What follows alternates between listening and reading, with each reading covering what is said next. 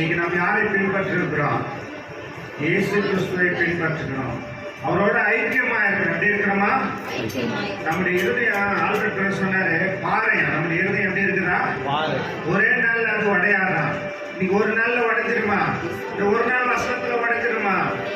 ஒவ்வொரு நாளும் வார்த்தை கேட்க கேட்க கேட்க தான் நமக்குள்ள மனமாற்றம் உண்டாயிருக்கிறது. ஹல்லேலூயா, ஹல்லேலூயா.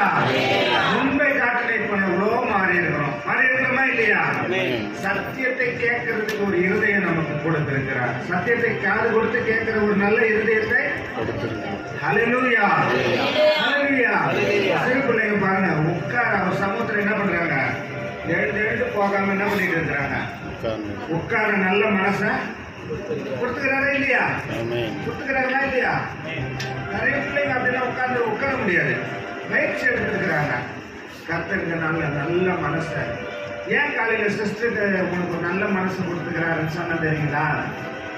அவங்க என்ன சொன்னாங்க, சீக்கிரம் எத்தனை மணிக்கெல்லாம் நம்ம போயிருந்தோம்னாங்க. இல்லை ஐயா 10 மணிக்கு வர சொல்லிக்கிறாரு. அப்பனா நான் வீட்டில் இருக்கிறவங்க சாப்பாடு செஞ்சிடுறேன்.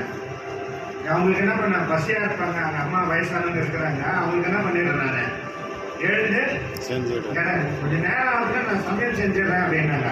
பரவாயில்லப்பா, கடவுள் உனக்கு என்ன மனசை கொடுத்துக்கிறாரு? நல்ல மனசை கொடுத்துக்கிறாரு. இதெல்லாம் சொல்லி வர்றதுதான் அந்த உணர்வு. அவங்க பசியா இருப்பாங்களே,